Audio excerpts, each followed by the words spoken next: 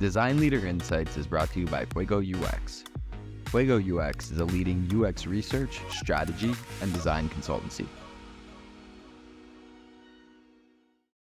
Hey, Gretchen, thanks so much for joining the show today. My pleasure. Thanks for having me. For sure. And as we get started, can you give the audience a little bit of context on your journey in UX and UX research? I am a researcher by training and started in academia, moved to government before moving over finally from there to industry. And even in industry, I've hit a few different areas with respect to B2B versus consumer, as well as software and hardware. And the journey that I've had looking across many domains and many types of tech has allowed me a broader perspective that's ultimately transitioned me from, or allowed me the ability to transition from a research focused career to one that is now broader UX and leading research, design, tech, content strategy, and the rest. So right now I'm at a startup called JumpCloud, and I'm VP of UX for the organization. And we're in the process of, extending where we were, because I came in on the foundation of some really good leadership, and we're now going through an organizational maturity stage, which is ultimately where I'm coming in to help mature the org. And you were at Google for a little bit too, working on hardware. Is that right? I started at hardware at Google and moved to privacy and security, emphasis on privacy.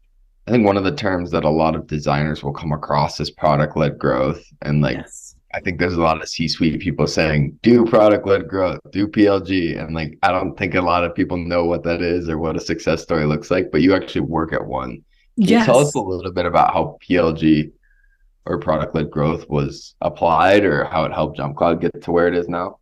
Yeah, this is absolutely one of the foundation or part of the DNA of the company, where the founders were very much interested in understanding whether or not their idea, their concept had any traction.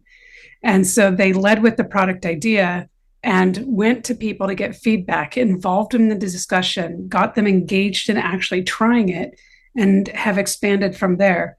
And the entire motion has been around making sure people have access to and ability to interact with and try the product as a core part of the attachment to the company and the business and to gain customers. So then how does that then transition? I think one of the harder things with PLG is you've tried it, now it stays and it's retained and it's adopted and spread throughout the org. Is that something that you currently research or? There's a couple of different aspects, right? From a sales perspective, we push a self-serve model. However, there's an aspect to which you want to then layer in or enable sales to actually take people home, especially in enterprise environments where you have a lot of complexity and a lot of dependency. And so there is a layer in which we then 100% bring in sales. So it's the combination of marketing, product, and sales that allows us to fully deliver on the vision. I think it's interesting. You started in research, you kind of zoomed out, and you said you got a broader understanding of UX from different roles, and now you're a leader. Tell me about that a little bit more, going from academia and then learning other facets of UX. What interested you in that? When you start in academia and then you switch to something like government, which has its very rigid structures, and the perspective they're taking to the environment is very intentional.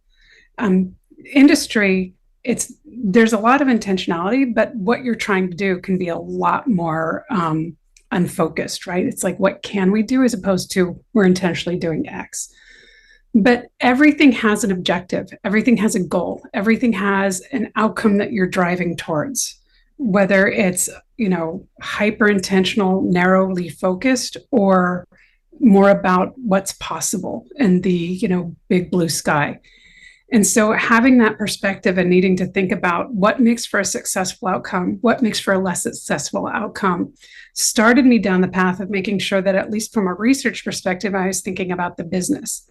But then ultimately, right? To be really successful as a researcher, I think you need to understand what are the technological constraints. So what are the constraints engineering is working on, but also what are the design constraints? You need to understand what are the constraints design is operating within. And as you get curious around that, then you're going to, one, be able to deliver better results. But two, you can leverage that to start getting further down the path of how do you broaden your own scope, your own perspective, and create a larger range of opportunities.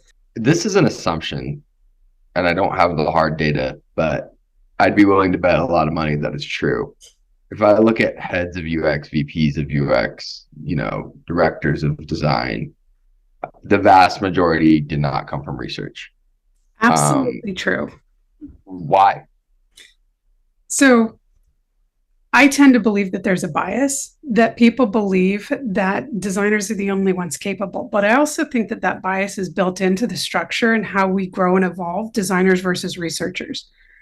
Early on, designers are being asked to think about and gain research skills.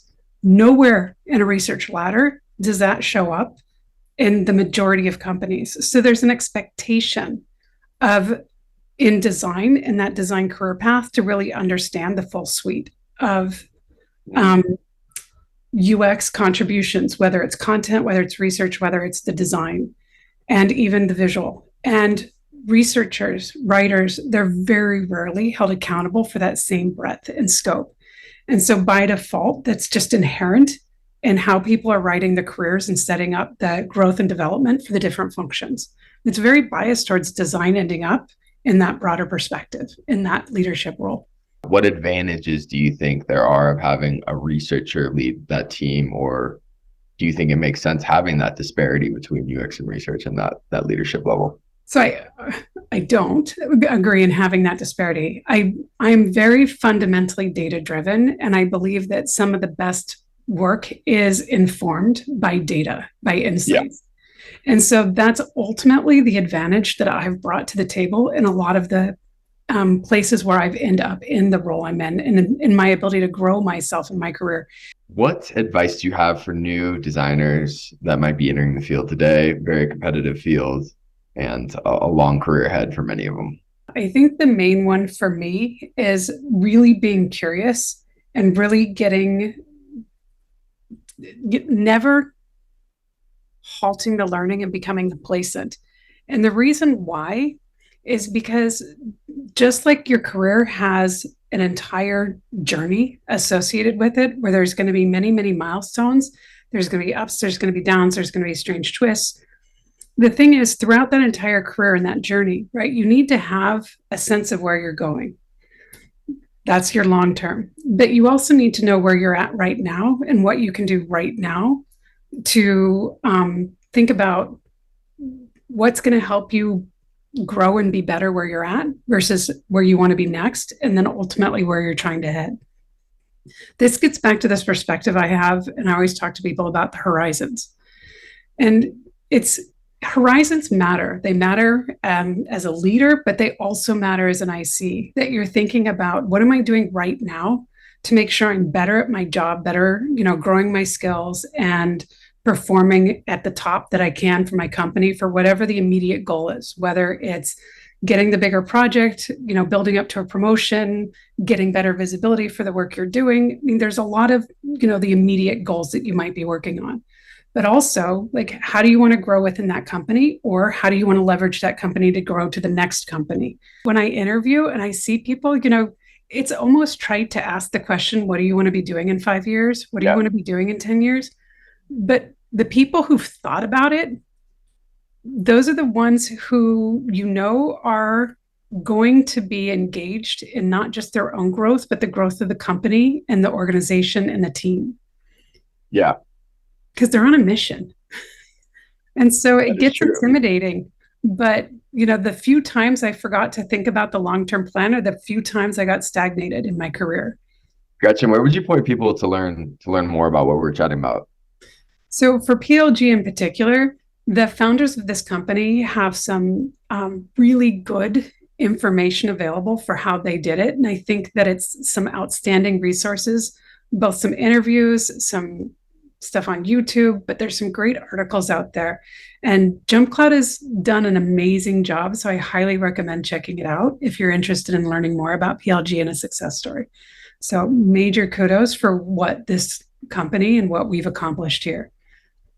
Yeah, no, I'll definitely dive into those. I'm always interested in learning how to actually do PLG. And Gretchen, thanks so much for joining the show today. My pleasure. Thank you.